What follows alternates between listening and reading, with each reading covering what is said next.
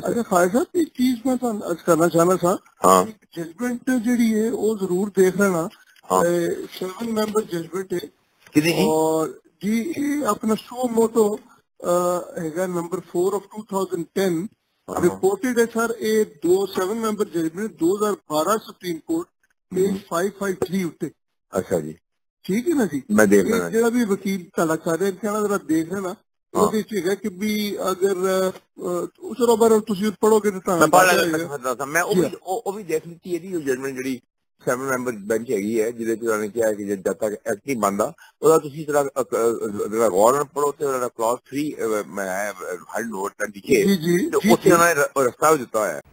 अस्सलाम वालेकुम, मैं हूं अलीना फारूक शेख। आप देख रहे हैं program report card. We hope कि आपकी ईद बड़ी अच्छी गुजरी होगी, लेकिन ईद की अभी एक छुट्टी आज की आखिरी है, लेकिन बड़ी बड़ी ऑडियो सामने आ रही हैं, प्रेस कॉन्फ्रेंसेस हो रही हैं। ज़रा अपने तज्जियाकारों से उनकी राय जानते हैं इस सारे मामले के ऊपर। हमने देखा कि गुज़श्ता 2-3 दिनों के अंदर पहले एक ऑडियो आई जिसमें चीफ जस्टिस ऑफ पाकिस्तान की सास और वकील ख्वाजा तारिक रहीम की अहलिया थी और उनके दरमियान में जो निजी गुफ्तगू थी उसको जोड़ा जा रहा था फिर चीफ जस्टिस ऑफ पाकिस्तान से, और उसने बड़ा वावेला खड़ा किया सियासी फोरफ्रंट पे।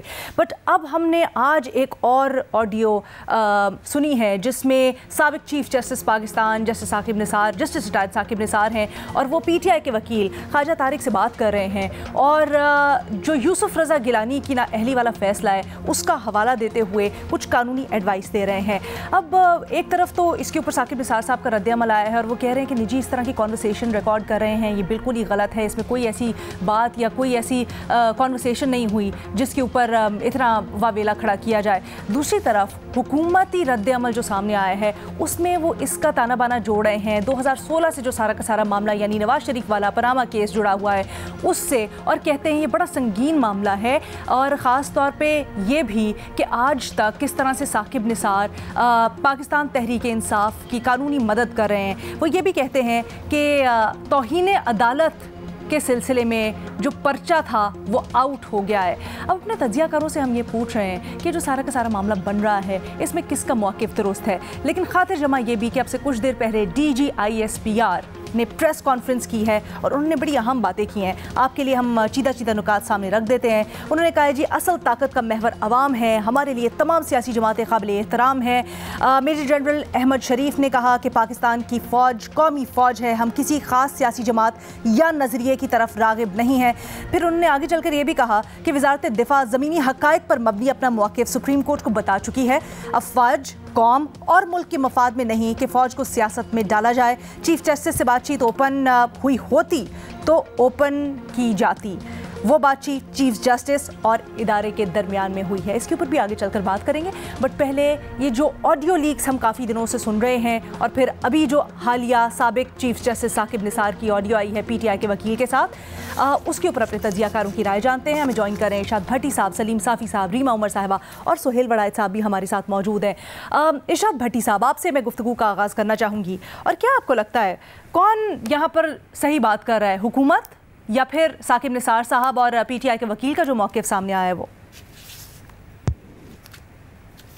पहली बात तो मैडम शेख वही असूली मंतकी और वो हालांकि अखलाकी अब इसका इस मुल्क में कोई लेना देना नहीं, लेकिन बात करते रहना चाहिए कि ये ऑडियो ये टेलीफोन टेपिंग शर्मनाक और टेलीफोन लीकिंग शर्मनाक, पहली बात ये।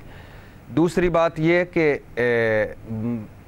बड़ा दिलचस्प वक्त चल रहा है कि जितनी भी ऑडियो टेपिंग्स आई हैं 2-4 के अलावा कोई 30-35 के करीब आई हैं, सारी PTI की हैं, पाकिस्तान तहरीक इंसाफ की या उनके लाइक माइंडेड या उनके हवाले से जो गुफ्तगू हो रही है उस पे उसकी हैं। PTI वालों को और साकिब निसार साहब और ख्वाजा तारिक रहीम साहब को मैं मशवरा देना चाहता हूँ कि ये PDM के टेलीफोन इस्तेमाल करें, वो आजकल बड़े महफूज हैं। तीसरी बात मैडम शेख कि ये नवाज शरीफ की 2017 में नाअहली की साजिश का तसलसल है, ऑडियो इंतहाई संगीन है, तौहीन अदालत का पर्चा आउट हो गया है। भाईजान क्या हो गया है, क्यों घबरा गए हो, बुखला गए हो, क्यों बात घर की ख़वातीन तक ले आए हो? और अगर आप माएँ तो सारों की सांझियाँ होती हैं, अगर आप सास तक माँ तक बात आ गई है तो समझ लो कि ये काम ठीक नहीं हो रहा। और शर्म करो कि घर की ख़वातीन को तो बख्श दो। और क्या कर, यानी वो लिखा हुआ था मार्शल लॉ का लफ्ज़ इस्तेमाल हुआ था। बिलावल भुट्टो ने जब मार्शल लॉ का लफ्ज़ इस्तेमाल किया था कि एमरजेंसी या मार्शल लॉ लग सकता है, तो उस वक्त तो नहीं कहा कि रिज़ाइन कर जाओ वजारत खारजा से। और बाकी जो हर चौथे दिन हर टीवी में होता है कि अगर ये सेटअप इसी तरह चलता रहा तो हो सकता है ये सेटअप ना रहे। हर बंदा बात कर रहा है आज, जो हालात बना दिए पीडीएम ने, इस पे कौन कह रहा है कि ये लंबे चलेंगे और बड़े अगले 5 साल दूध और शहद की नहरें बिठाएंगी। वही सारी बातें खवातीन की, वही बातें मर्दों की। अच्छा, ये इसमें क्या हो गया है ख्वाजा, ये जो साकिब निसार साहब जिनके खिलाफ, वैसे पीडीएम वालों को खौफ खुदा करना चाहिए कि जिस शख्स को आप बाबा रहमते ते बाबा डैम वाला ते चारपाई किथे ते डैम फंड खा गया है ते किरदार कुशी तज़हीक इल्ज़ामात और बाकायदा मुनज़्ज़म मुहिम चलाते हैं, वो आपको मशवरे दे फिर कानूनी, आपके वकील को फ़ोन करके कहे कि शहबाज शरीफ इस तरह बचें इस तौहीन अदालत से। ख्वाजा तारिक रहीम और उनकी पहले भी एक ऑडियो आ चुकी है, उनकी फैमिली टर्म्स हैं, 2 वकील, एक बिरादरी से दोनों का तल्लक है, आपस में वो बात कर रहे हैं। क्या साकिब निसार साहब किसी जज साहब को कह रहे हैं कि यार, लेकिन सर अब आपने पहली वाली ऑडियो का जिक्र किया है, तो उस ऑडियो में के भी जो मंदरजात थे जिसमें वो मुबैना तौर पर पीटीआई की सीनियर रहनुमा से के बारे में बात कर रहे हैं कि आपके बारे में साकिब निसार साहब उन्होंने बात की है, तो मैं तो वो लफ्ज़ भी नहीं इस्तेमाल कर सकती, तो उनका कुछ करते हैं या इस टाइप की चीज़, तो उससे तो बल्कि ये चीज़ होती है कि नैरेटिव और सपोर्ट किया जा रहा है और किस तरह से सियासी नैरेटिव में इन सारी चीज़ों को इस्तेमाल किया जा रहा है।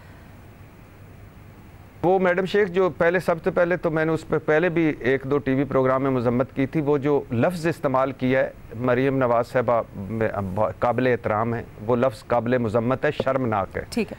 दूसरी बात ये है कि आप एक एंगल देखें ना मैडम शेख, एक एंगल क्या चल रहा है, साकिब निसार साहब के ऊपर फूल पत्तियां बहारो फूल बरसाओ, मेरा महबूब आया है, फूल पत्तियां बरसा रहे हैं, दूसरी तरफ वो भी वही कर रहे हैं। इसमें लेकिन बात इसमें ये नाअहली का तसलसल है और ये पर्चा आउट हो गया है तौहीन अदालत का, ये कहां से आ गया भाई? 2 बंदे बात कर रहे हैं, दोनों का आपस में ताल्लुक है, दोनों एक वकील साहब भट्टी साहब कह रहे हैं एक तो वो जो सास और उनकी अहलिया वाली कॉन्वर्सेशन है वो घरेलू कॉन्वर्सेशन है, वो ड्राइंग रूम की कॉन्वर्सेशन है, उसमें तो कोई अगर अच्छा चले जल्दी से वाइंड अप करें सर, टाइम खत्म। हाँ, मैं सिर्फ जल्दी से, अच्छा दूसरी बात, क्या साकिब निसार साहब किसी जज को कह रहे हैं? क्या साकिब निसार ख्वाजा वो तारिक साहब को, तारिक रहीम साहब को कह रहे हैं कि फलां जज नो मिल लेना? और आखिरी बात ये है मैडम शेख, ये नौबत आई क्यों? कौन बंदा आज कह रहा है कि शहबाज शरीफ साहब ने तौहीन अदालत नहीं की? कि कर रहे हैं ना, आइन का खिलवाड़ किया है, उसका वोट को इज्जत दो, सिविलियन बालादस्ती जमहूरियत छोड़ दें, सुप्रीम कोर्ट के फैसलों का खिलवाड़ किया है, आइन का खिलवाड़ किया है, तो उन पे तो बनती है तौहीन अदालत। तो ये तो एक नॉर्मल सी गुफ्तगू है, इसको पता नहीं कहां से कहां ले जा रहे हैं। अच्छा सुहेल साहब, क्या आपकी भी भट्टी साहब वाली राय है कि ड्राइंग रूम की कॉन्वर्सेशन है, हर कोई करता है आजकल, ईद पे भी सबने ऐसी की होगी, तो उसमें क्या वावेला? दूसरी जानिब ये जो तारिक रहीम साहब, पीटीआई के वकील साहब और साबिक चीफ जस्टिस साहब कर रहे हैं, इसमें भी कोई बड़ी बात नहीं है? नहीं जी, बहुत बड़ी बात है। तो घरों में भी वही बातें होती हैं जो मरियम की टेपें या कलसूम उनकी वालदा की टेपें या उनकी फैमिली की बातचीत जिस तरह इम्पोर्टेंट है, इसी तरह ये बात भी इम्पोर्टेंट है। और साकिब निसार साहब जो है वो उन्होंने बाकायदा एक हुकूमत को निकाला हुआ है, उनके और उनके हमख्याल जजों ने 2 वज़राए आज़म को निकाल के जमहूरियत का तिया पांचा किया हुआ है, अवाम के मैंडेट का मजाक उड़ाया हुआ है। और साकिब निसार साहब मेन कैरेक्टर थे नवाज शरीफ को निकालने में, और उन्होंने अपने करीबी अजीज को वफाकी वजीर बनवाया था। वो फौज के साथ उस वक्त की एस्टेब्लिशमेंट के साथ मिले हुए थे, उनके साथ मिलके सारे मुल्क में दौरे करते थे। तो ये सारा कुछ जो है ये कोई ढकी छुपी बात नहीं है, वो एक बहुत बड़े विलन का किरदार है जिन्होंने सियासत में मुदाखलत की, सियासत में जो है अपनी मर्जी के नताइज हासिल करने की कोशिश की। तो मेरा तो ख्याल है कि अगर कभी अदलिया का एहतसाब हो तो उसमें साहब उन जजेस के साथ, मौलवी मुश्ताक के साथ और उन जजेस के साथ होंगे जिन्होंने भुट्टो का ट्रायल किया था। ये उसी तरह का ट्रायल था जिसमें एक वजीर आजम को नाअहल करार दिया गया, वजीर आजम के मैंडेट की तौहीन की गई, जमहूरियत का मजाक उड़ाया गया।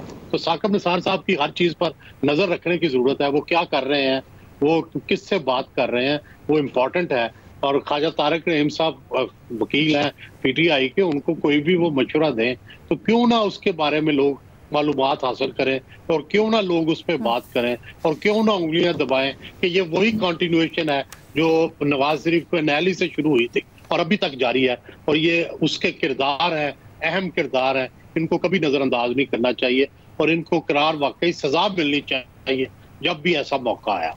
अच्छा रीमा, आप कहिएगा, ये जैसे अभी राय भी भट्टी साहब की यहाँ पर आई कि उन्होंने कौन सा ये आपस की कॉन्वर्सेशन थी, अगर वो साबिक चीफ जस्टिस हैं लेकिन वो एक वकील भी रहे हैं, अगर उस हैसियत से वो अब मशवरा दे रहे हैं कानूनी तौर पर PTI को, तो इसमें क्या कबाहत है?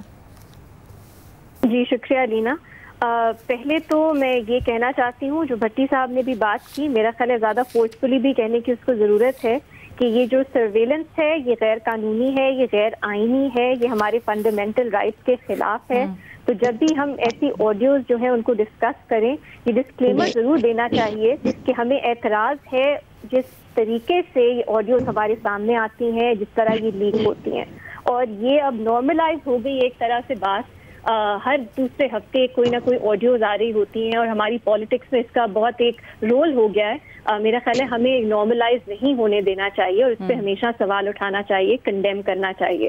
अनफॉर्चुनेटली बहुत से लोग जो अब एक्सपोज हो रहे हैं इन ऑडियो लीक से, वो सपोर्ट करते थे इन्हें पहले, लेकिन जिसके पास भी मौका मिले उनको कानून साजी करके इसको रोकना चाहिए। दूसरी बात अलीना, मेरा ख्याल है थोड़ा मासूमाना की राय होगी अगर हम कहें कि कुछ फर्क नहीं पड़ता, एक वकील दूसरे वकील से बात कर रहा था। ये चीफ जस्टिस साकिब निसार की जो पूरा टेन्योर रहा है एज चीफ जस्टिस, वो बहुत ही एक स्याह तरीन दौर रहा है। आपको जजमेंट्स तो उठा के देखें, इसलिए मैं ये कहूंगी कि मेरे लिए ये ऑडियो लीक्स उतनी इनक्रिमिनेटिंग नहीं है जितनी जस्टिस साकिब निसार की जजमेंट्स हैं। आप चाहे पैनामा का केस उठा के देख लें जिसमें आपने अनविड्रॉन रिसीवेबल्स पे नाअहल कर दिया, डिस्क्वालीफाई कर दिया एक प्राइम मिनिस्टर को। उसके बाद आप देखें, और ये वो उस बेंच पे नहीं थे लेकिन बाद में उसकी जो उन्होंने बेंच खुद बनाया, मॉनिटरिंग जज जिस तरह से लगाया, जिस तरह से वो प्रोसीडिंग्स हुई, उसके बाद पैनामा के आगे जो प्रोसीडिंग्स चली वो भी हमने देखी, उसमें साकिब निसार साहब का क्या रोल था। लेकिन दो अहम फैसले जो उसके बाद उनके आए कि डिस्क्वालिफिकेशन है वो फॉर लाइफ है, वो भी लीगली मुझे समझ नहीं आती उस जजमेंट में क्या बुनियाद थी, क्या रीजनिंग थी। वो साकिब निसार साहब थे जो उसका हिस्सा थे उस बेंच का। उसके बाद के जो जिसको सजा हुई है, जो डिस्क्वालिफाइड है, वो पार्टी हेड भी नहीं बन सकता, उसमें भी जस्टिस साकिब निसार थे, वो हेड कर रहे थे बेंच।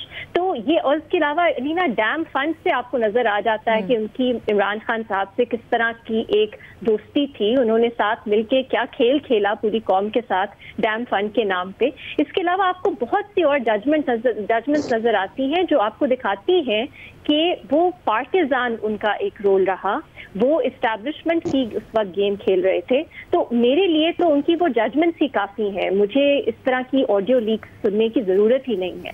लेकिन मासूमाना क्यों होगा ये कहना कि दो वकील आपस में बात कर रहे हैं, क्योंकि वो ये कौन है, ये आपके चीफ जस्टिस रहे हैं और जैसे सुहेल वड़ाइद साहब ने बताया उनका इस इंजीनियरिंग में, इस पूरे प्रोजेक्ट में बहुत गहरा रोल रहा है। तो अब वो क्या कर रहे हैं, किसके साथ हैं, ऑफ कोर्स सबकी उस पर गहरी नजर है।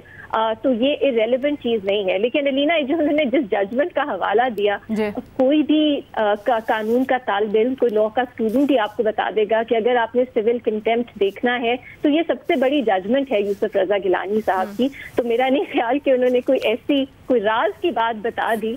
ऑब्वियस सी बात है, ये जजमेंट है, ये एज प्रेसिडेंट यूज हो सकती है अगर अब भी आपने कंटेम्प्ट ऑफ कोर्ट के रूट में जाना है।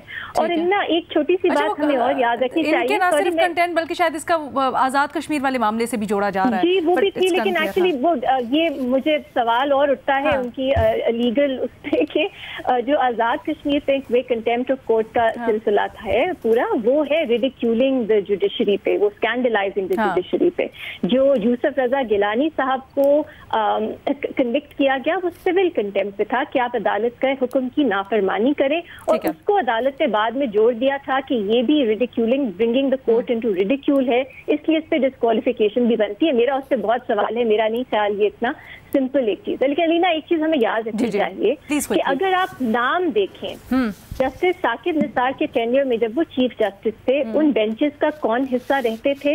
अब जो लाइक माइंडेड जजेस की बात हो रही है, क्या उसमें हमें तसलसल नजर आता है उन नामों में? अगर हमें नजर आता है तो हमें ये याद रखना चाहिए कि चीफ जस्टिस रिटायरमेंट के बाद बिल्कुल इररिलेवेंट नहीं हो जाते। उनका एक इन्फ्लुएंस रहता है, उनके कनेक्शंस रहते हैं, उनके नेटवर्क्स रहते हैं। तो अगर नजर आ रहा है कि इस वक्त वो एक सियासी जमात को सपोर्ट कर रहे हैं तो उसकी एक रेलेवेंस है और वो एक पब्लिक इंपॉर्टेंस का इशू बन जाता है। ये बहुत अहम बात कर रही हैं आप, ये बहुत अहम बात कर रही हैं। साफी साहब आपकी तरफ मैं लेके आना चाहूँगी क्योंकि जो पाकिस्तान डेमोक्रेटिक मूवमेंट की हुकूमत है, रहनुमा है, वो भी इसी कनेक्शन को इस्टेब्लिश कर रहे हैं, यहाँ तक कि उन्होंने इस्तीफे का भी मुतालबा कर दिया चीफ जस्टिस ऑफ पाकिस्तान से। लेकिन आपको क्या लगता है जिस तरह से ऑडियो लीक्स आ रही हैं और फिर उसके बाद ये लोग अपना मुकदमा बना रहे हैं, इसका इनको कोई फ़ायदा होगा? देखिए, किसी की निजी गुफ्तगू को रिकॉर्ड करना और फिर उसे लीक करना, ये तो बुनियादी इंसानी हकूक़ की भी खिलाफ वर्जी है और क़ानून में भी इसकी इजाज़त नहीं है। पाकिस्तान की 22 करोड़ 23 करोड़ आबादी में सिर्फ एक शख्स है, इमरान खान, कि जिन्होंने इसकी इजाज़त दी थी और इसको अप्रिशिएट किया था कि हाँ, एजेंसियों का ये हक बनता है कि वो बतौर वज़ीर आज़म मेरा भी टैपिंग करे और बाकी लोगों का भी करे। लेकिन ज़ाहिर बात है कि इमरान खान के कहने से तो कोई चीज़ कानूनी और अखलाकी नहीं बन जाती। दूसरा, ये बात भी अपनी जगह पे हकीकत है कि इस वक्त वो दोनों रिटायर्ड, साकिब निसार एक रिटायर्ड जज है और उस लिहाज से उन्होंने शायद कोई गैर कानूनी काम नहीं किया, वो किसी को मशवरा दे सकते हैं। लेकिन असल बात जिसकी तरफ रीमा ने और सोहेल वड़ाई साहब ने इशारा किया कि बतौर चीफ जस्टिस उनका जो कंडक्ट था वो कानूनी जराइम, वो रवैये के जराइम और वो किसी हद तक सियासी जराइम से इबारत है। और इस वक्त मुल्क में जो क्राइसिस चल रहे हैं, इसकी बुनियादें इसी साकिब निसार साहब ने रखी हैं और वो इस्टेब्लिशमेंट के डिक्टेटेड फैसले देते रहे। वो जस्टिस सदीकी जैसे अपने जज को भी इंसाफ नहीं दे सके और इस वक्त उन पे जो तनकीद हो रही है, मेरे ख्याल में उसमें KPLI के डॉक्टर सईद अख्तर और आज़म स्वाति के हाथों ख्वार होने वाले वो जो गरीब फैमिली थी, उन जैसे लोगों की बद्दुआएं भी शामिल है। तो इस जो आईन इस वक्त सुप्रीम कोर्ट को डिट्रैक्ट करने में बुनियादी किरदार इस बंदे का रहा है और उस वक्त भी वो साजिशी जहन के हामिल थे और आज भी वो साजिशी जहन के हामिल है और उनको अपने किसी गैर कानूनी और गैर मुनासिब कंडक्ट पे कोई पछतावा भी नहीं है, कुछ और भी नहीं है। इसलिए उनका कड़ा मुहासबा होना चाहिए, लेकिन बतौर चीफ जस्टिस उनके गैर आईनी गैर कानूनी इक़दामात और कंडक्ट की बुनियाद पे होनी चाहिए वो मुहासबा जो भी हो। साफी साहब एक ब्रेक की इजाज़त दीजिएगा, फिर इसको आगे बढ़ाते हैं। ब्रेक के बाद जी, ब्रेक के बाद खुशामदीद। हम ऑडियो लीक्स के ऊपर बात कर रहे हैं, गो कि हमारा पैनल इसके ऊपर बड़ी तशवीश का इजहार करता है कि ऑडियो लीक्स कंडेम करना चाहिए इनको जिस तरीके से आती हैं, और लेकिन इस चीज़ के ऊपर जो कंटेंट इसके अभी लीक हुए हैं मुबैना तौर पर, उसके ऊपर बड़ी तशवीश का इजहार कर रहे हैं। और ख़ास तौर पर अभी सलीम साफ़ी साहब कह रहे थे ब्रेक से पहले कि चीफ जस्टिस, साबिक चीफ जस्टिस साकिब निसार का जो मॉरल कॉन्डक्ट है उसके ऊपर बहुत बड़ा सवाल खड़ा हो गया है। साफ़ी साहब, मैं जब आपकी आवाज़ कटने से पहले सवाल आपसे ये कर रही थी कि सियासी तौर पर आप इसका क्या देख रहे हैं, कुछ बेनिफिट होता हुआ PDM को? देखिए, एक तो ये है कि ये साकिब निसार और उनके जो जानशीन हैं, ये वो लोग हैं जिन्होंने सुप्रीम कोर्ट को खालिसतन सियासी फोरम बना दिया। ठीक है। और दूसरी बात ये है कि जस्टिस अतर मिनल्लाह साहब का मैंने इसलिए उसको तर्जुमा करके कालमों की शक्ल में छाप दिया कि उन्होंने खुद, मसलन मेरे लिए तो सुप्रीम कोर्ट ऑफ पाकिस्तान का हर जज जो है वो इक्वल है और कानून में भी वो इक्वल है। और वो सब तो एक तो उस जज का फैसला भी मेरे लिए सुप्रीम कोर्ट का फैसला है, और उसमें वो खुद ये कह रहे हैं कि हमारी जुडिशरी ये ज्यादती कर रही है और इन बुनियादों पे लाहौर हाई कोर्ट को भी की हैसियत को भी हम अंडरमाइन कर रहे हैं, और पेशावर हाई कोर्ट की हैसियत को भी अंडरमाइन कर रहे हैं। लेकिन मेरे लिए इससे ज्यादा तशवीशनाक बात जो है वो मौजूदा जजेस और मौजूदा चीफ जस्टिस का कंडक्ट है कि उधर फैसला अक्सरियत का वो उन्होंने नहीं माना, अकलियत के फैसले को बुनियाद बना दिया। फिर ये कंडक्ट के कानून अभी बना नहीं है, उस पर दस्तखत नहीं हुआ है, और वो उसके वो फैसले है। और फिर तशवीश की बात कि उन लोगों के रिश्ते नाते अभी भी तारिक रहीम और साकिब निसार जैसे लोगों के साथ है, तो मौजूदा जजेस का रवैया हमारे लिए तशवीश का बायस है। ठीक है, भट्टी साहब आप कुछ ऐड करना चाह रहे थे? फिर I have a question for Reema, please मुख्तसर रखिएगा। मैडम शेख, ये चाय की प्याली में तूफान है, ये राई का पहाड़ बनाया जा रहा है, और ये साकिब निसार का जो सबसे बड़ा गुनाह है जो हजम नहीं हो रहा वो ये है कि उन्होंने जिन लोगों से पूछा नहीं जा सकता था, सवाल नहीं किया जा सकता था, और जिन लोगों जो कानून और आइन से बालातर थे उनको अकाउंटेबल किया, और उसमें उनका इनडायरेक्ट या डायरेक्ट होगा। उनकी बहुत सारी ऐसी बातें हैं जिस पे हम बात कर चुके हैं कि लेकिन भट्टी साहब अभी रीमा ने भी, सोहेल साहब ने अपने अंदाज में, साफी साहब ने कहा, लेकिन बहुत सारे ऐसे, एक मिनट, साफी साहब कुछ कह रहे हैं, मेरा ख्याल है वो वही आपसे सवाल करना चाह रहे हैं जो मैंने। मेरी बात कंप्लीट तो लेने दीजिएगा, बात सुन लीजिएगा ना, इसको थोड़ा सा जल्दी लेके चलते हैं।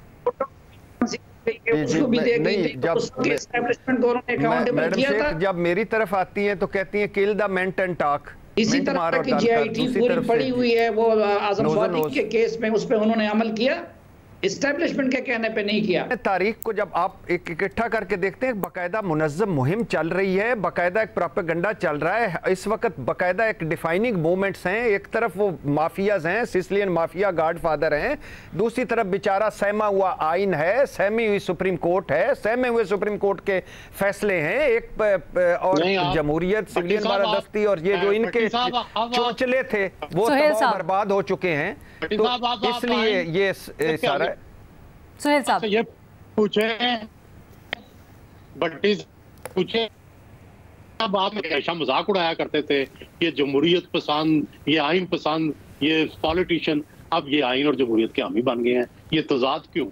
जी भट्टी साहब, ये तजाद क्यों? नहीं सर, मैं हामी नहीं बना, नहीं सर, नहीं, मैं हामी नहीं बना, हामी नहीं बना। तजाद मेरे बारे में इंटरव्यू आपका लफ्ज सुन के मुझे इसी वजह से मैं मजाक उड़ाता था सर, ये इसी वजह से, ये जिस तरह ये आइन का मजाक उड़ा रहे हैं, एक तरफ गोल्डन जुबली, दूसरी तरफ आइन का खिलवाड़, एक तरफ जश्न आइन, दूसरी तरफ आइन का जनाजा। इन लोगों ने जमहूरियत से नफरत करवा दी, आइन से नफरत करवा दिया, सिविलियन बालादस्ती से नफरत करवा दी, वोट को इज्जत दो से नफरत करवा दी। सर ये जो आपके पीडीएम के सरबराह किससे डील करके गए थे? आजम नजीर तारिक साहब क्या कह रहे थे? ये लोग हैं जिनकी वजह से हमें सीधी सीधी चीजों से नफरत हो गई है। मैं जरा भट्टी साहब, बहुत बड़ी चीज है, मेरे पास ये बहुत बड़ी चीज है, पार्लियामेंट बहुत बड़ी चीज है, लेकिन इन वजह से, इन लोगों की वजह से। भट्टी साहब, मेरे पास आपके लिए ना एक साउंड बाइट है, मैंने आपको सुनाने, बल्कि वीडियो क्लिप है हमारे पास। आपने अभी कहा ना कि ये लोग डील कर गए, ये लोगों ने बातें की। जरा पहले पिछले अदवार में क्या होता रहा, बल्कि अब कुछ दिनों पहले ही बात है, जब पंजाब और खैबर पख्तूनख्वा असम्बलीज तहलील हुई, तब हम लोगों ने भी बड़ी बात की और सोचते रहे कि खान साहब को बड़े मशवरे दिए गए। उनके अपने चीफ मिनिस्टर ये कह रहे थे कि नहीं तोड़नी चाहिए असम्बली, फिर क्यों टूटी? खान साहब ने ज़रा मारिया मेमन के साथ इंटरव्यू में इसको वाजे किया है। जी भट्टी साहब, इसमें दो चीज़ें बड़ी मज़े की हैं, एक आपने चलाई, एक नहीं चलाई। एक तो है बड़ी मज़े की इमरान खान साहब ने टर्म इस्तेमाल की है, रोंदू, वो विकेट लेकर नस जाना। बाकी मुझे, मैं चश्म तसव्वुर में शहबाज शरीफ साहब के हाथ में विकेटें देख रहा हूँ और भागे भागे जा रहे हैं। अच्छा, दूसरा तो पहले वाला पार्ट जो चलाया उसके ऊपर भी जरा तबसरा कर दे। दूसरा एक कि बाजवा साहब के कहने पे हमने तहलील की, के खिलाफ मुहिम चलाई। जनरल बाजवा ने उस्मान, ये मुझे बड़ा दुख लगा है कि अगर ऐसा हुआ है यार, उस्मान बुज़दार साहब इतना बड़ा आदमी, उसके खिलाफ जनरल बाजवा ने चलाई। अच्छा मैडम शेख, जो इमरान खान साहब ने बाजवा साहब के बारे में उनके कहने पर असम्बलियाँ तोड़ी, 5 महीने का गैप है असम्बलियाँ टूटने और बाजवा साहब की रिटायरमेंट में। और दूसरी बात, इमरान खान साहब के 2-3 जुमले में कोट कर सकता हूँ कि अगर मैं ये कहूँ कि फ़ौज मुझे कुछ करने नहीं दे रही तो और मैं कुछ ना कर पाऊँ तो फिर तो मैं इनकॉम्पिटेंट हूँ और फिर तो मैं डिज़र्व ही नहीं करता प्राइम मिनिस्टर बनने का। और फिर इमरान खान साहब ने यह भी कहा कि जो भी फैसला है वो मेरा है और मैं जिम्मेदार हूँ, मैं किसी और पर नहीं डालूंगा। अच्छा। ये क्या हुआ कि फैसला करो और किसी और पर डाल दो? लेकिन अब डाल नहीं दिया किसी और पे। मेरा ख्याल है कि डिस्कशन, मैंने दोनों तरफ से पूछा था, बात की थी, डिस्कशन जब ये दो मुलाकातें इन्होंने फरमाई थी उसमें डिस्कशंस ये सारी हुई थी। यानी वो तो पीडीएम भी कह रही थी ना कि असम्बलियां तोड़ो इलेक्शन करवा देंगे। अच्छा। वो तो तहरीक इंसाफ के कुछ लोग भी कह रहे असम्बलियां टूटेंगी, इनकी कानूनी माहिरीन भी कह रहे थे। तो वो डिस्कशन ये हुई थी कि अगर आप एक तरफ हुकूमतों में बैठे हैं, दूसरी तरफ आप इलेक्शन मांग रहे हैं, तो आप जहां वो हैं उनको वो करने दें, जहां आप हैं आप उनको करने दें, या फिर आप अगर इतने ही इलेक्शन है तो असेंबलियों से मसला ये नहीं है ना सर, मसला ये है कि बाजवा साहब को वो मीर जाफर मीर सादिक कहते रहे, फिर बाजवा साहब के ऊपर कहा कि भाई इन्होंने हमारी हुकूमत के खिलाफ साजिश की, लेकिन फिर बाजवा साहब के मशवरों के ऊपर ही वो अमल करके गिरा रहे थे। तो बड़े मजे की चीजें हो रही हैं दिलचस्प। साफी साहब, हाँ, एक तो ये भी है मैडम शेख कि जब आप मीर जाफर मीर सादक कहते हैं, जब कहते हैं मेरी पीठ में छुरा घूंपा, फिर उसी के मशवरे पर असम्बलियां कैसे? क्या कह रहे हैं? सॉरी भट्टी साहब, आपका जुमला नहीं मैंने सुना, जल्दी से बोले। मैं कह रहा हूं मैडम शेख कि जब आप एक तरफ से कहते हैं कि मीर जाफर मीर सादक हैंडलर्स और साजिश इधर से भिजवाने वाले, अमेरिका को कायल करने वाले, और कहते हैं मेरी पीठ में छुरा घूंपा, और दूसरी तरफ से फिर आप कहते हैं कि नहीं इनके कहने पर असम्बलियां टूटी, तो और फिर 5 महीने का गैप भी है। 5 महीने का गैप भी है जी। भट्टी साहब का ये डिफेंस है। साफी साहब, छोटी सी ब्रेक की इजाजत दीजिएगा, मैं माजरत के साथ मैं बात करना चाहती हूँ इसके ऊपर, लेकिन एक छोटी सी ब्रेक, वापस आते हैं बात करेंगे।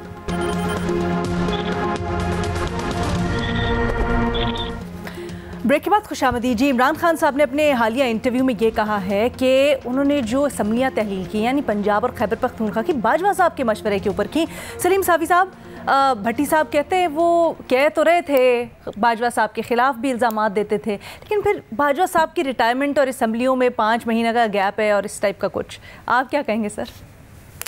ये जाते जाते बात यहाँ तक पहुँचेगी कि वो कहेंगे कि मैंने भट्टी साहब के कहने पे ये सब कुछ किया। बहरहाल ये तो वैसे मजाक। देखें, एक चीज़ जिस पे पूरे पाकिस्तानी कौम का इजमा है वो ये है कि उनको इक़्तिदार दिलवाया, नवाज शरीफ को निकलवाया, और जजिस को, अब मीडिया को और सबको इस्तेमाल करके इमरान खान को वज़ीर आज़म बनवाया। किस ने? जनरल बाजवा ने, जनरल फैज़ हमीद ने, वगैरह ने। इसमें 2 राय नहीं हो सकती।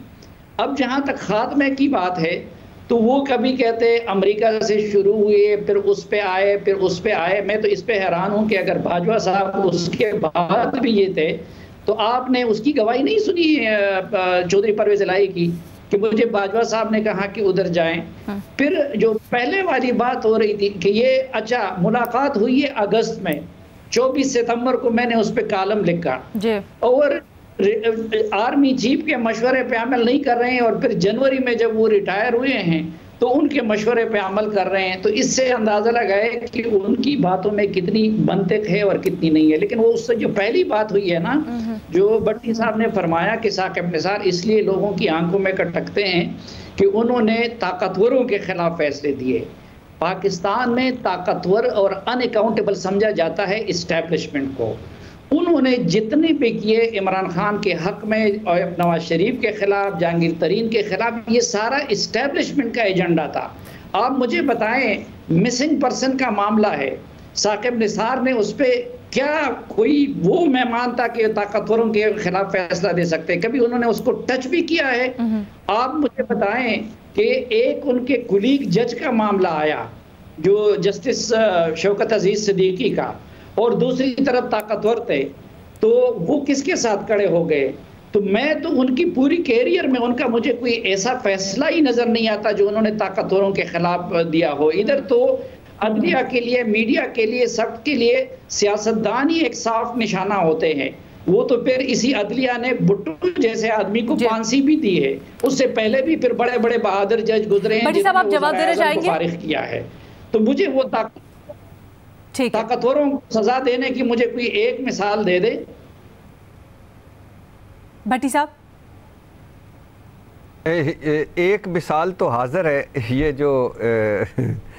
जो आजकल मुहिम चला रहे हैं, इनको साकिब निसार साहब क्यों खटकते हैं, क्यों बुरे लगते हैं, क्यों? इस वजह से कि उन्होंने गरीबों के अगेंस्ट फैसले दिए, इस वजह से नहीं सर उनका हमारे साथ क्या ताल्लुक है? वो कह रहे ताकत का असल महवर, तो आप क्या कहना चाह रहे हैं? आजकल जो मुहिम चला रहे हैं वो बड़े घर से मुहिम चल रही है, उसके ताने बाने वहां से मिलते हैं। मैडम शेख भट्टी साहब, मैंने आपको दिखाई है आजम फातमी गरीब था या के बाजोड़ की वो फैमिली गरीब थी, वो JIT की रिपोर्ट की उसने दबा के रखी। जी भट्टी साहब, मैडम शेख, अब लोग, मैं तो हमेशा आपके बारे में अच्छा यकीन रखता हूँ कि मैं सारों को कहता हूँ कि madam Sheikh she is nice gentleman. तो मैं यानी जो आपका जो सवाल है, यानी नाइस जेंटलमैन नहीं, नाइस जेंटलमैन। सर सवाल का जवाब मैडम शेख कि ये जो सवाल का जब मैं नोज़ो नोज़ कर दिया सवाल करके आपने नक्को नक। मैडम शेख, ये साकिब निसार साहब का जो ये है, खैर से ये मुहिम जो सारा है, ये जो ताकतवर लोग हैं आपके, जो नाअहल हो गए हैं, जो आइन से बालातर हैं, जो कानून से बालातर है, और जिन्होंने अब अहल होकर फिर हुक्मरानी करनी है, ये उनके खिलाफ है। वरना उनको क्या लगे मैडम शेख, कितने जज जाए। नहीं, साफी साहब का पॉइंट ये नहीं था, साफी साहब का पॉइंट ये था कि अब तो ये प्रूव हो गया, अब तो खान साहब ने भी बड़ी दफा कह दिया कि वो जो सारी की सारी सजा हुई आपकी जो नून लीग की तरफ आप कह रहे हैं, बाकी पीपल्स पार्टी के साथ जो हुआ, वो सारी की सजा किसके हुक्म पर हुई? वो सारा का सारा जो मामला था किसके हुक्म पर हुआ? वो ताकतवर जो हैं वो कोई और है, वो ताकतवर कोई और है। तो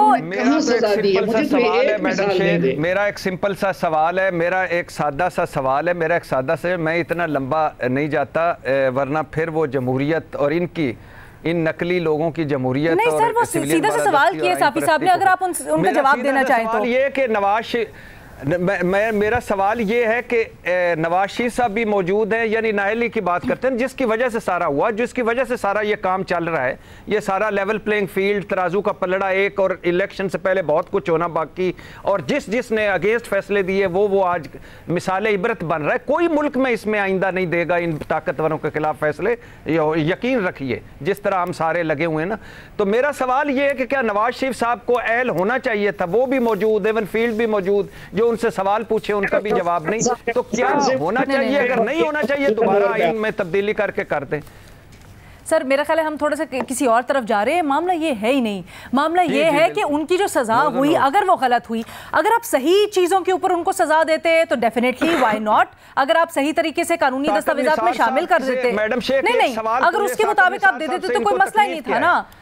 साकिब निसार साहब से इनको तकलीफ क्या? यही सवाल सारों से पूछ लें कि इन नून लीग को क्या तकलीफ है साकिब निसार साहब? सर वो तो आप साफी साहब ने आपसे सवाल किया था, आप उसका सवाल का जवाब ही नहीं दे पाए। अच्छा मैं रीमा फैसला दिए।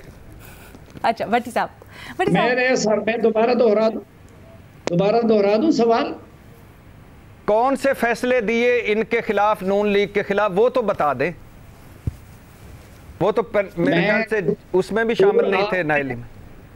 हुजूर आपने फरमाया कि साकिब निसार से लोग इसलिए नफरत करते हैं कि उन्होंने ताकतवरों के खिलाफ फैसले दिए।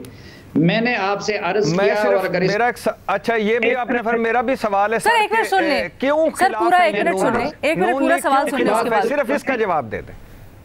मैंने आपसे कहा कि ताकतवर पाकिस्तान में आज़म सवाती वाली गाय की वजह से नून लीग खामोश है, खिलाफ है कि आज़म सवाती की गाय पे अच्छा फैसला नहीं दिया था? बात सुन ले साफी साहब पे अच्छे फैसले नहीं दिए थे, बात सुन ले। मैं वैसे पूछ रहा हूँ साफी साहब से, आप कहती हैं डिबेट करनी चाहिए, इस वजह से पूछ रहा हूँ। सर डिबेट में दूसरे को भी बात करने का मौका देते हैं ना, तो फिर दूसरे को बात करने का मौका दे, फिर आपके पास आएंगे। मेरी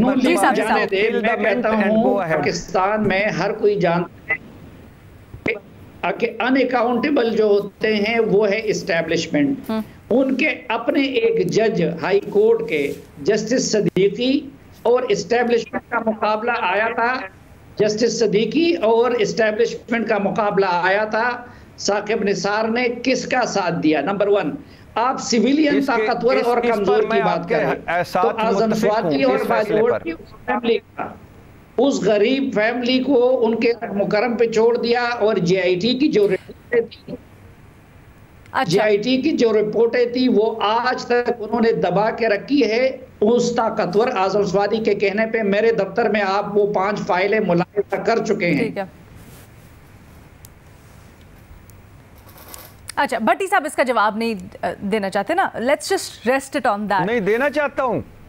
भट्टी साहब आपसे 3 दफा वो सवाल कर चुके हैं, आप फिर जल्दी से मुख्तसरन दे दें मुझे साहब, मुझे सोहेल साहब और रीमा को भी कर रहे हैं। मुख्तसर बहुत मैं सिर्फ ये कहना चाहता हूँ कि मैं कहना चाहता हूँ कि जो जैसे शौकत सिद्दीकी साहब या 1-2 और फैसले, मैं साफी साहब के साथ मुत्तफिक हूँ, मगर मेरा इसके अलावा कोई ऐसा मरहला आया और जहाँ उन्होंने एक पार्टी चुन ली और दूसरी पार्टी को रहने दिया, और फिर ये हमारे आज के जो हुक्मरान हैं इनको वो क्यों बुरा लगते हैं, सवाल ये भी बड़ा है। मैं रीमा, इतनी लंबी गुफ्तगू हो गई, सिंपल सी बात है। अभी तक भट्टी साहब ने एक जजमेंट नहीं बताई जिसमें उन्होंने शुरू किया कि साकिब निसार लोगों को इसलिए बुरे लगते हैं क्योंकि उन्होंने जो अनटचेबल सिसिलियन माफिया था उसको हिला के रख दिया। वो बताएं कौन सी जजमेंट्स हैं, उनकी क्या लीगल फाउंडेशन है जो साकिब निसार साहब ने दी। मैंने आपको पहले भी गिनवाई कि उनकी लीगली फ्लॉड जजमेंट्स हैं। आप किसी से भी पूछें, वो कोई ओन नहीं करता जजमेंट,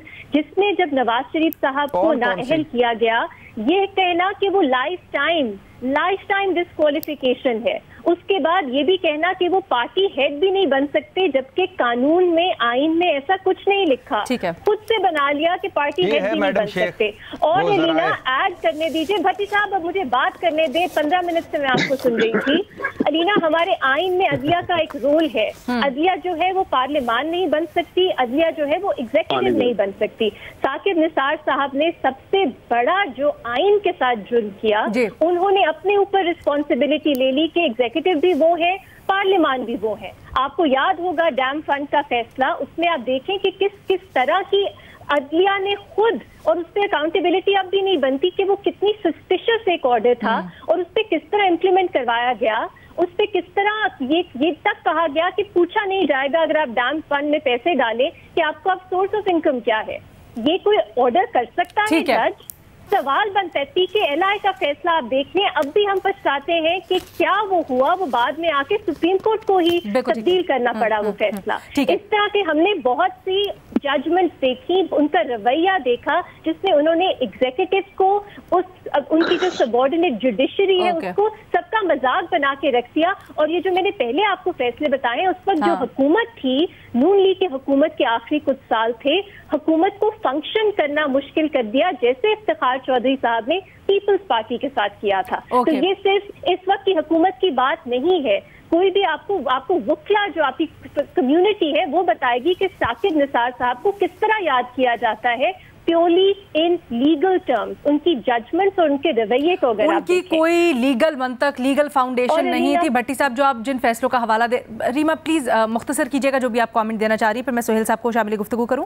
और अलीना, मैं इससे आखिरी बात ही करना चाह रही थी, हम आइन की बात करते हैं। आइन जो है वो सिर्फ जिम्मेदारी हुकूमत की नहीं है कि वो आइन को इम्प्लीमेंट करेगी, अदलिया की भी है, फौज की भी है। हमें आइन तभी याद आता है जब हमें नजर आता है सियासतदान आइन की वायलेशन कर रहे हैं। और वो हमने शो पे कितनी बार बात की है कि 90 दिन, मैंने तो कहा है क्लियर है ये हुकूमत ECP नहीं फॉलो कर रही आर्टिकल 224, लेकिन क्या आज की अदलिया आइन में जो अदलिया की इंडिपेंडेंस का जिक्र है, अदलिया के रोल का जिक्र है, उसको फॉलो कर रही है? क्या ये आइन की खिलाफ वर्जी नहीं है, आइन तोड़ना नहीं है? क्या हमारी फौज का जो पूरा कॉन्डक्ट रहा है वो आइन के मुताबिक है?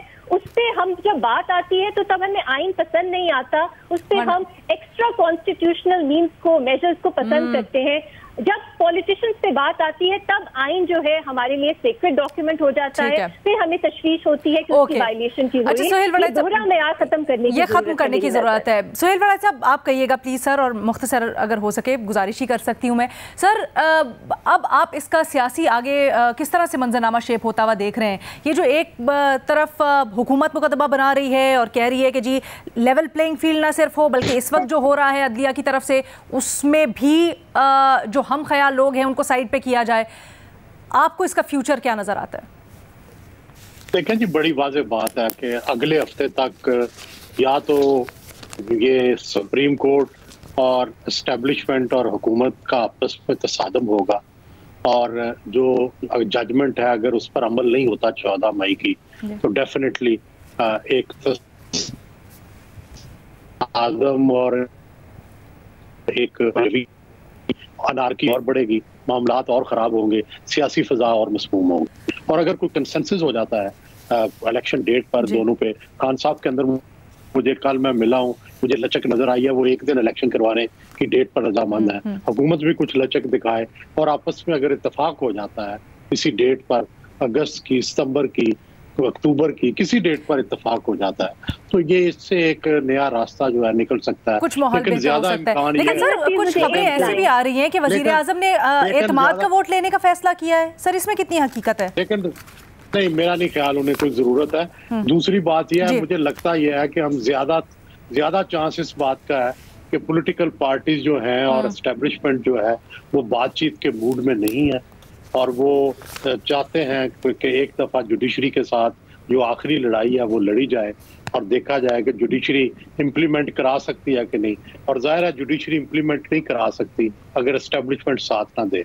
तो इस और क्या आज की प्रेस कॉन्फ्रेंस से आपको ऐसा, क्या आज की प्रेस कॉन्फ्रेंस से ऐसा तासुर मिलता है कि वो हुकूमत के साथ है? नहीं, आज की प्रेस कॉन्फ्रेंस तो बड़ी न्यूट्रल थी। अच्छा, और उससे कोई ऐसा तासुर नहीं मिलता। लेकिन ओवरऑल जो माहौल है पूरे मुल्क का, उससे तो ऐसे लगता है एस्टेब्लिशमेंट हुकूमत के साथ। ओके, रीमा कुछ ऐड करना चाह रही हैं, प्लीज एक जुमले में रखिएगा टू क्लोज। जी बहुत, आई कीप इट शॉर्ट। जब बात होती है कि अब कोई निकल आएगा, कोई सोल्यूशन निकल आएगा, ईद की छुट्टियों से पहले सुप्रीम कोर्ट ने भी कहा गुंजाइश निकाली जा सकती है, इसको मुझे इसमें एक कॉन्ट्रडिक्शन नजर आती है आईनी एतबार से। अगर आप कहते हैं कि पंजाब और केपी के लोगों का हक है कि वो अपने नुमाइंदे हैं उन्हें इलेक्ट करें, ये कॉन्स्टिट्यूशन का स्पिरिट है, ये कॉन्स्टिट्यूशन की फाउंडेशन है, तो आप उसके साथ ही कैसे कह सकते हैं कि आप वन टाइम अमेंडमेंट कर लें और आप इलेक्शन जो है वो साथ करवा लें? ये एक प्रैग्मेटिक अप्रोच है, शायद हमें इसी की जरूरत है, लेकिन साथ साथ ये दोनों अप्रोचेस जो हैं आप लेके नहीं चल सकते। अगर आप कहेंगे कि ये एक बुनियादी जमहूरी हक है तो फिर वन टाइम कॉन्स्टिट्यूशनल अमेंडमेंट की कोई सेंस उसके साथ नहीं बनती। अगर आप कहेंगे कि आर्टिकल 224 जो है वो बाकी आइन की जो पूरी एक स्पिरिट है, एक स्ट्रक्चर है, उससे तजाद रखता है, ये एक अजीब सी सिचुएशन बना देगी और ये एक हिंड्रेंस है जिसको हमने वन टाइम कॉन्स्टिट्यूशनल अमेंडमेंट से बदलना है क्योंकि वर्ड क्लियर है, ये सेंस बनाती है प्रैग्मेटिक टर्म्स से। लेकिन मैं देख रही हूँ अदालत की तरफ से भी और कुछ पार्टीज की तरफ से भी ये कॉन्ट्रडिक्टरी अप्रोचेस जो है ये साथ लेके वो चलना चाह रहे हैं। एक तरफ ये कहना चाह रहे हैं कि 224 जो है वो बुनियादी कॉन्स्टिट्यूशनल जमहूरी हक है और दूसरी तरफ वो वन टाइम कॉन्स्टिट्यूशनल अमेंडमेंट के इलेक्शन स्टार्ट करवा दें, उसको भी सपोर्ट कर रहे हैं। अब आपस में एटलीस्ट ये मेरा ख्याल है हमें क्लैरिफाई करने की जरूरत है कि हम प्रैग्मेटिक अप्रोच को प्रेसिडेंस देना चाहते हैं या प्रिंसिपल्ड अप्रोच को, और इन दोनों को कंफ्यूज साथ नहीं करना चाहिए। लेकिन रीमा मुझे याद है वोट ऑफ नो कॉन्फिडेंस के वक्त भी और फिर उससे पहले भी काफी बाद में भी आप नजरिया जरूरत के काफी खिलाफ रही हैं और आपको लगता है ऐसा नहीं होना चाहिए। अगर इस वक्त ये होता है फिर आप इसको क्या कहेंगी, क्या नाम देंगी? क्या होता है Alina? Constitutional amendment, not just constitutional amendment, उससे पहले जो एक साथ इलेक्शंस करवाने के लिए कॉन्स्टिट्यूशन अमेंडमेंट, हालात और वाकयात को देखते हुए। अलीना जो कॉन्स्टिट्यूशनल अमेंडमेंट है वो पार्लियामेंट का हक है, ठीक है, लेकिन मेरी नजर में सुप्रीम कोर्ट का ये कहना कि हम गुंजाइश निकाल सकते हैं जबकि उन्होंने तशरीह कर दी और वो सियासी जमातों को कह रही हैं आप रास्ता निकालें, इसमें मुझे कॉन्ट्रडिक्शन नजर आती है क्योंकि अदालत ने पहले इस पे फैसला दे दिया है। अब वो इम्प्लीमेंट करवा सकते हैं या नहीं ये एक मुख्तलिफ चीज है, लेकिन एक फैसला अगर आप दे दें तो उसके ऊपर इस बात करना ये अदालत में एक कॉन्ट्रडिक्शन दिखाता है। ठीक है जी, आई एम सो सॉरी, मैं चाहती थी कि इसके ऊपर हम आगे भी बात करें लेकिन I have to cut it short. हमारे पास प्रोग्राम में आज इतना ही वक्त था, इजाजत दीजिए, अल्लाह हाफिज।